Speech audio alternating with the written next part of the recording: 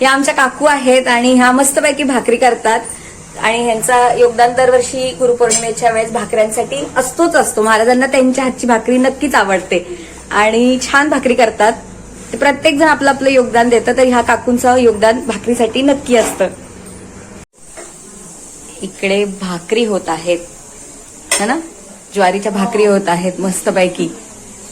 नैवेद्यासाठी भाकरी आणि पिठलं.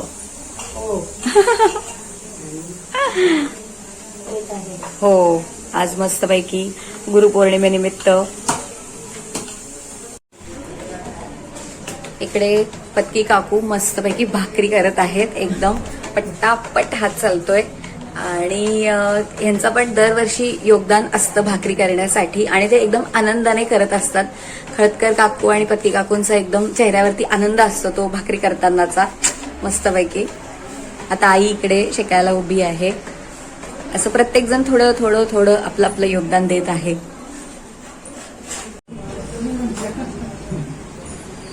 सगळ्या जणी मस्तपैकी इकडे गप्पा मारत बसल्या आहेत. अध्याय बाहेर चालू आहेत, पण तोपर्यंत काय करणार म्हणून मग सगळ्या जणी मस्तपैकी थोडासा सगळ्यांचं वाचून झालेलं आहे. हा, शेवटचा अध्याय सुरू आहे.